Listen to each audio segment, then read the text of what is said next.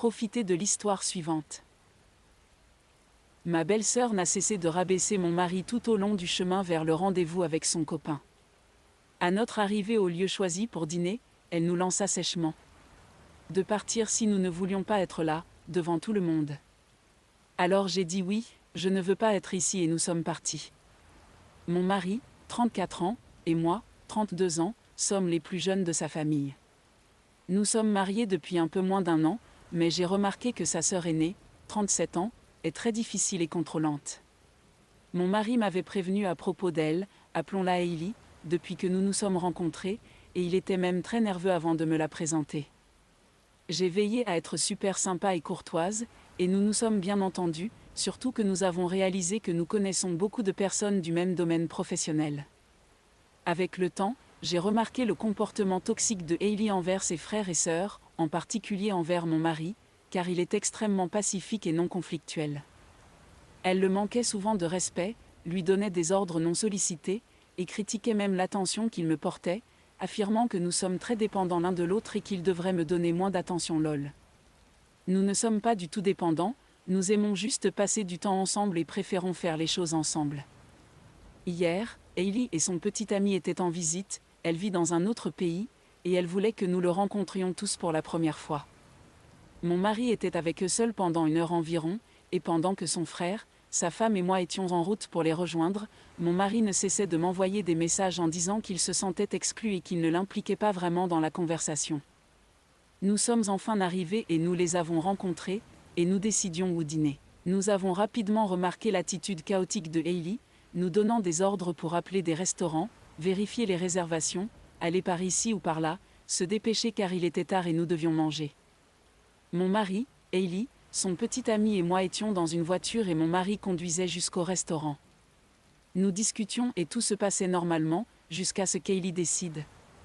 Pour se moquer de mon mari et de sa conduite lente et à continuer d'être extrêmement agaçante pour le presser de conduire plus vite.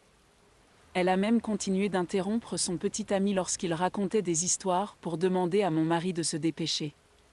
Ensuite, lorsque le frère et sa femme ont appelé pour dire qu'ils étaient arrivés, et qu'il nous restait encore 15 minutes pour y arriver, Hailey est devenue une véritable brute. Elle n'arrêtait pas de manquer de respect à mon mari devant le petit ami et mon mari essayait tant bien que mal de se retenir. Il était tellement évident que nous étions tous tellement mal à l'aise, surtout le petit ami qui ne cessait de dire que ce n'était pas grave les gars, que nous prenions plus de temps car nous apprécions la conversation. La goutte d'eau qui a fait déborder le vase pour moi a été lorsque nous sommes arrivés dans la zone et qu'il y avait tellement de monde et que mon mari essayait de faire demi-tour pour aller au restaurant, et Hailey lui a dit de s'arrêter ici pour qu'elle et son petit ami puissent descendre et marcher jusqu'au restaurant avant que nous puissions trouver une place de parking, mais mon mari ne pouvait pas s'arrêter car des voitures circulaient partout. Elle a fait une scène et n'a cessé de ridiculiser mon mari de ne pas être capable de s'arrêter sur place quand elle le voulait. Cela a complètement gâché l'ambiance. Finalement, mon mari s'est arrêté un peu plus loin sur la route et ils sont descendus. J'étais tellement contrariée et presque au bord des larmes en entrant dans le restaurant, et mon mari ne cessait de me calmer en disant que cela n'avait pas d'importance et qu'il se moquait de ce qu'elle disait. Je lui ai dit qu'elle avait gâché notre humeur en étant irrespectueuse et je ne vais pas faire semblant d'être heureuse pour qu'elle puisse passer une bonne soirée. Nous nous sommes assis à table et nous étions évidemment de mauvaise humeur, et Hailey se tourne vers mon mari et lui dit « Vous allez bien ?» Et il répond « Oui, nous sommes juste fatigués et affamés. » Elle a remarqué que je ne participais pas du tout à la conversation et elle se tourne à nouveau vers mon mari en disant « Si vous ne voulez pas être ici, personne ne vous force à rester, vous pouvez partir, nous sommes venus ici pour passer un bon moment. » Je me tourne vers elle et je lui dis « Que as-tu dit à mon mari ?» Elle répond « Je lui disais que s'il ne voulait pas être ici, je ne voulais pas vous forcer, vous pouvez partir. Personnellement, je ne veux pas rester ici et je vais partir. » Mon mari dit alors au groupe « Ok les gars, nous partons, profitez du reste du dîner, ce fut un plaisir de vous rencontrer, petit ami et nous sortons. » Mon mari est d'accord avec moi sur le fait qu'elle a dépassé les limites, mais il déteste être en conflit et est stressé par la situation. Je pense que définir des limites est très important même si cela signifie devoir se battre ou quoi que ce soit. Étais-je en tort d'initier le départ et de causer une rupture entre mon mari et sa sœur, en la mettant mal à l'aise devant son petit ami ? Mise à jour 1, il y a environ 1 semaine, j'ai publié ici à propos de la sœur de mon mari, Hailey. Je voulais avoir un point de vue extérieur sur son comportement et voir si j'avais raison de partir lors d'un dîner où elle nous présentait son nouveau petit ami car elle était extrêmement impolie envers mon mari et moi. Tout le monde m'a dit que j'avais le droit de partir et qu'elle était extrêmement impolie, ce qui m'a fait me sentir saine d'esprit car parfois j'ai l'impression d'être folle avec mes réactions à des manques de respect très évidents que toute la famille semble ignorer. Quoi qu'il en soit, après l'incident, j'ai parlé à mon mari et lui ai dit que je ne tolérerais pas le manque de respect de la part de Hailey et que ce qu'elle avait fait était totalement inacceptable.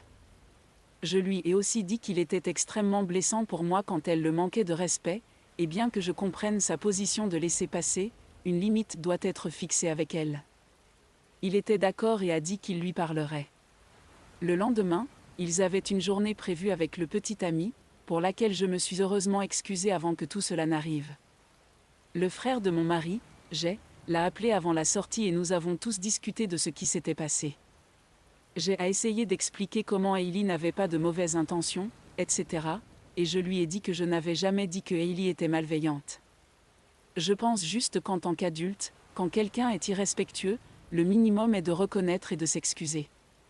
Après de longs échanges, ils ont convenu que Jay demanderait à Hailey pour avoir une conversation sur ce qui s'est passé avec Jay présent avant d'aller à leur truc, et je leur ai dit que je ne pense pas devoir faire partie de cette conversation puisque je ne fais pas partie de la famille et je ne voudrais personnellement pas entamer la conversation avec elle. Quand j'ai vu mon mari ensuite, il m'a dit que la conversation s'était très bien passée et qu'elle était très réceptive et empathique. Elle s'est excusée auprès de mon mari, et elle lui a dit qu'elle était très inquiète que je la juge négativement sur la base de cet incident. Mon mari lui a dit qu'elle pouvait lui en parler, elle est quelqu'un de très compréhensif et empathique et vous écoutera. J'étais content pour mon mari, mais très sceptique. Honnêtement, connaissant la façon de penser des narcissiques, elle s'est excusée uniquement auprès de mon mari et a agi avec compréhension parce qu'elle ne voulait pas que je la juge davantage. Enfin, j'ai dit à mon mari bien sûr qu'elle peut me parler à tout moment. J'ai attendu, et elle n'a jamais pris contact lol. Mon mari m'a laissé entendre que je devrais prendre l'initiative, et je lui ai crié dessus, lui disant dans quel monde cela aurait du sens pour moi d'entamer cette conversation. Si elle a un problème de fierté, c'est son problème. Avançons jusqu'à hier, qui était son dernier jour, après une longue journée de travail où j'ai fini à 19h30. Mon mari me dit qu'ils ont un dîner de famille chez leurs parents à 20h pour dire au revoir à elle. Je lui ai dit que je n'avais pas la capacité mentale pour cela en ce moment, surtout en sachant qu'il pourrait y avoir des allers-retours avec elle, et surtout en ne sachant pas comment elle prévoit d'aborder le sujet ou décide de le gérer compte tenu de son problème de fierté. J'ai envoyé un message dans le groupe familial pour m'excuser de ne pas pouvoir venir aujourd'hui et souhaiter à elle un bon voyage. Mon mari y va sans moi, et apparemment elle mentionne le fait que je ne suis pas venue et ils en discutent tous. Comme je le soupçonnais, elle dit maintenant qu'elle ne pense pas m'avoir été impolie du tout, et qu'elle n'a aucune raison de s'excuser auprès de moi. Mon mari lui dit qu'elle ne en réalité, elle est grossière et c'est elle qui devrait présenter ses excuses. Elle échange soudainement de récits et parle de comment depuis le jour où elle m'a rencontré, elle a essayé de construire une relation avec moi mais je ne réciproque pas. Aucune idée de ce dont elle parle ici, puisque c'est moi qui pousse mon mari à lui accorder de l'attention et c'est moi qui ai suggéré que cette année, au lieu de lui offrir des fleurs génériques pour son anniversaire, nous devrions contribuer pour lui acheter un objet ancien personnel qu'elle apprécierait. D'ailleurs, cet argument n'a rien à voir avec le problème principal, non ? Enfin, pour résumer, je sais que j'ai été mesquine en n'initiant pas la communication et en refusant d'aller au dîner, mais je pense que c'est une question de principe. De plus, j'ai dit à mon mari que si elle ne veut pas faire le premier pas pour discuter, c'est son choix, et je ne vais pas essayer de résoudre ce problème à sa place. Comme indiqué dans un commentaire, ne pas aller au dîner d'adieu était en réalité très responsable de ma part. Il n'y avait eu aucun contact ni aucune conversation avec Hailey. Si j'y étais allée, soit il y aurait eu une confrontation, soit je me serais sentie encore pire à cause de l'attitude narcissique de Hailey envers toute la situation. Hailey est partie et je ne devrais vraiment pas lui accorder plus d'espace mental. Je suis vraiment contente de ne pas y être allée, car je me connais et ce jour-là j'étais tellement épuisée émotionnellement que je suis sûre que si elle avait essayé quelque chose, j'aurais surréagi et causé une scène. Et connaissant les narcissiques, c'est exactement ce qu'elle veut. Elle déformera le récit en disant « Vous voyez ? Votre femme est déséquilibrée et complètement folle. J'ai vécu avec une mère narcissique toute ma vie et je connais leur façon de faire, je ne vais pas lui fournir de munitions. Je suis d'accord et même si je comprends pourquoi Lopé a choisi de ne pas assister au dîner, j'ai l'impression que cela lui a nui car il semble que chaque fois qu'elle n'est pas présente, la sœur la diabolise. Si Lopé n'est pas là, il n'y aura pas grand-chose, voire rien, la réponse à cette caractérisation de Lopé, donc je pense qu'elle doit être là pour se défendre quand ce genre de choses se produit. Sinon, je crains qu'elle ne court le risque que les opinions absurdes de sa sœur s'infiltrent dans le subconscient du reste de la famille, même s'ils savent par ailleurs mieux. Oups, j'ai déjà été victime d'une campagne de diffamation menée par un narcissique et je sais que cela ne se limite pas à être physiquement présent pour se défendre. Elle nuira à ma réputation si elle le souhaite, que ce soit lors de dîners de famille ou d'appels téléphoniques en tête-à-tête. Je ne peux pas être là à chaque fois pour me défendre. Mon objectif en ce moment est de ne pas lui donner d'arguments solides à utiliser dans sa campagne de diffamation. Commentaire 3. En tant que personne neurodivergente, je ne sais pas comment les gens normaux peuvent traverser toutes ces relations et ne pas être complètement épuisés tout le temps. Oups, mon pauvre mari l'a déjà été et je peux absolument voir son épuisement et son désintérêt total pour parler de ces situations difficiles. Commentaire 4. Il y a une différence entre éviter les conflits et laisser les gens vous maltraiter. Est-ce qu'il se défend dans d'autres situations ou est-ce seulement un problème avec sa sœur? Oups, seulement avec sa famille pour être honnête. Avec les autres, il ne se laisse pas faire. On dirait qu'il a été conditionné à croire que la famille est au-dessus des êtres humains normaux. Commentaire 5. Je sais que ce n'est pas ce que vous voulez entendre. Mais la dynamique entre votre mari et ses frères et sœurs est leur affaire. Est-ce que cela vous affecte? Oui. Mais ils ont toute une vie d'interaction et de style de communication, etc. Mes sœurs et moi pouvons nous montrer cinglantes l'une envers l'autre de temps en temps. Si mon mari s'interposait et disait quelque chose à ma sœur, je le tuerais absolument. J'ai le droit de me plaindre d'elle ou de parler d'elle. Lui, non. Le fait que vous ayez pris sur vous d'adresser la sœur de votre mari en son nom est étrange. Et maintenant vous créez tout ce drame familial inutile et vous perturbez les dynamiques familiales, pourquoi? Elle ne vit même pas dans le même pays. Vous créez un désordre inutile. La tension nécessaire dans sa famille n'est pas que vous soyez le héros. Leur dynamique était établie depuis longtemps et elle ne les dirigeait pas vers vous. Oh, je comprends ta perspective. J'ai toujours su que je n'avais pas mon mot à dire sur la façon dont elle le traitait, et je ne me suis jamais interposée dans ces situations où je lui disais de reculer ou d'arrêter de le traiter de telle ou telle manière. Lors de notre voyage de mariage la première fois, j'ai donné mon opinion après qu'elle m'ait regardé en attendant que je m'exprime, et je lui ai dit que je pensais qu'elle réagissait de manière excessive et j'en suis restée là. Dans ce cas-ci, je n'ai rien dit, mais j'étais évidemment contrariée et je serai toujours contrariée si quelqu'un harcèle et humilie quelqu'un que j'aime devant moi et je serai de mauvaise humeur. Le moment où j'ai décidé de quitter le dîner, c'est quand elle a dit qu'elle n'aimait pas nous voir de mauvaise humeur et que nous pouvions partir. Je trouve cela complètement irrespectueux envers nous deux. Surtout qu'elle l'a dit pour que tout le monde autour de la table l'entende. C'est à ce moment-là que j'espérais au moins un message d'elle pour prendre de mes nouvelles, sans même s'excuser directement, mais simplement dire qu'elle reconnaît que c'était une soirée inconfortable et qu'elle aurait aimé que ça se passe différemment, n'importe quoi dans ce sens-là. Mais elle ne l'a pas fait et elle insiste sur le fait que je ne mérite même pas un message après m'avoir manqué de respect de la sorte. Ce que je trouve insensé. Et dit 1, je ne serais pas contrariée si je savais que mon mari ne se souciait pas de la façon dont elle le traitait. Je sais pertinemment, car cela me l'a été directement transmis, qu'il pense qu'elle le harcèle et le traite mal et que cela le contrarie, mais il a décidé de ne rien dire car elle n'écoute jamais et transforme tout en dispute. Et dit 2, ce que vous dites en exprimant le lien spécial avec votre sœur en tant que frère et sœur est très normal et c'est touchant, les gens l'apprécient généralement. Bien sûr, je n'aurais aucun problème avec cela. En fait, son frère a ce genre de relation avec mon mari et c'est une belle relation avec des taquineries, des plaisanteries ou l'utilisation d'une forme d'amour dur et je peux clairement voir les deux parties y prendre plaisir. Les ides sont très satisfaites de cette dynamique. La dynamique avec sa sœur est différente. Ce n'est pas consensuel lol mise à jour 2. Certains commentaires que j'ai reçus après la première mise à jour étaient que j'exagérais et que puisqu'elle s'était excusée auprès de son frère, je devrais juste passer outre et ne pas en faire une affaire personnelle. Je veux clarifier quelques points.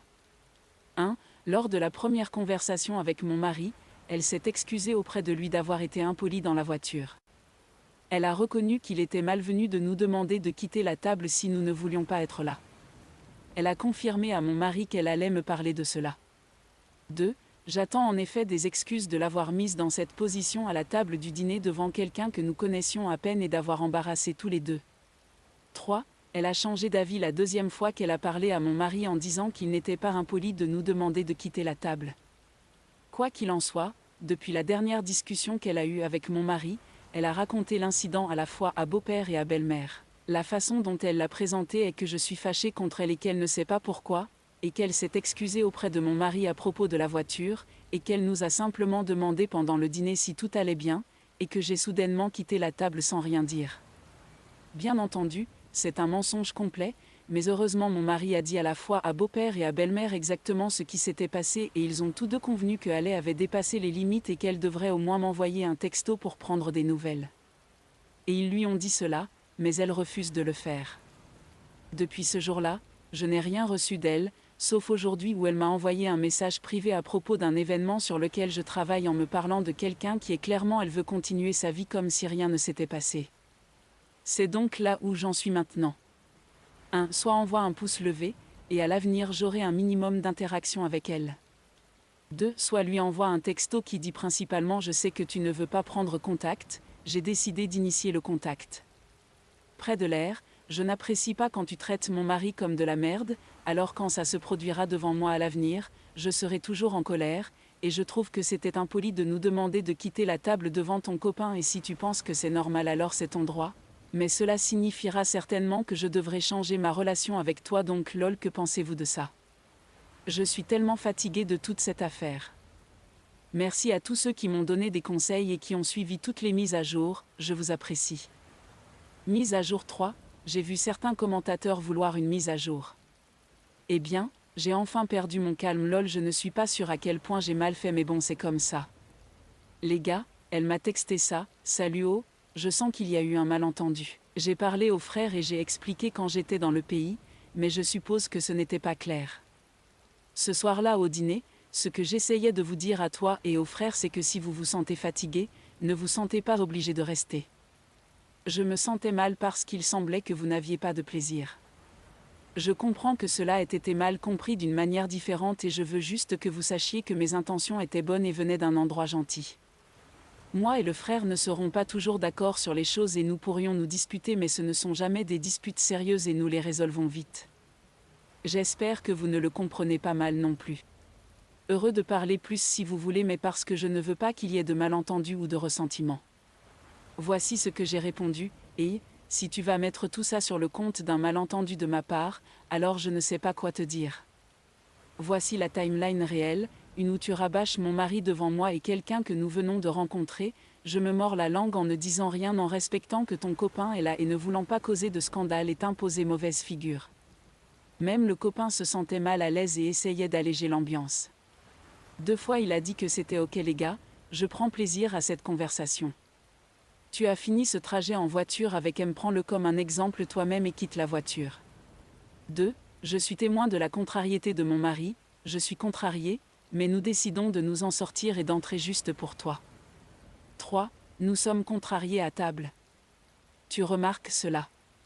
Tu lui demandes si nous allons bien, il répond que oui, nous sommes juste affamés et fatigués. Tu décides de lui dire que si nous ne voulons pas être là, tu ne veux pas nous forcer et que nous pouvons partir, devant tout le monde, il répond que ça va. Tu répètes cela une deuxième fois en ajoutant que nous sommes tous là pour nous amuser et que tu ne veux pas que nous gâchions l'ambiance. Il répond que ça va. Tu le dis une troisième fois et je décide d'intervenir et de te demander ce que tu veux dire et tu dis que si vous ne voulez pas être là, vous pouvez partir. Encore une fois, tout le monde écoute. Donc, nous partons. Si tu penses que tout cela ne mérite qu'un message me disant que j'ai mal compris 2 semaines plus tard, alors d'accord, je comprends. Oh, permets-moi d'être clair. Ne t'interpose pas entre moi et mon frère. Point final. C'est entre lui et moi, ça n'a rien à voir avec toi. Nous travaillons sur nos problèmes, ne les transforme pas en problèmes entre toi et moi. C'est une limite. Tu as réprimandé mon mari devant moi. Tu m'as demandé de partir, je t'ai dit ce que je voulais dire. choisis de croire ce que tu veux. J'essaie d'être gentil et honnête avec toi. Si tu veux continuer et en faire un problème pour moi, tu m'as manqué de respect et je vais en faire un problème? J'en ai assez de cette conversation. Bonne chance. Ensuite, je la bloque pendant une demi-heure. Je la débloque et je lui écris ceci: allez, laisse-moi être clair. J'ai tout à fait le droit d'être contrarié et même d'intervenir lorsque quelqu'un traite mal mon mari. Et quand quelqu'un me manque de respect et me dit que je dois soit changer d'humeur, soit quitter la table, je m'attends à des excuses. Pas à me dire que j'ai mal compris. Sinon, cela ne m'intéresse pas d'engager une conversation avec toi. Point final. C'est une limite. Elle n'a pas répondu. Lol, je n'ai aucune idée de comment cela va se terminer, et honnêtement je m'en fiche si je gâche les choses.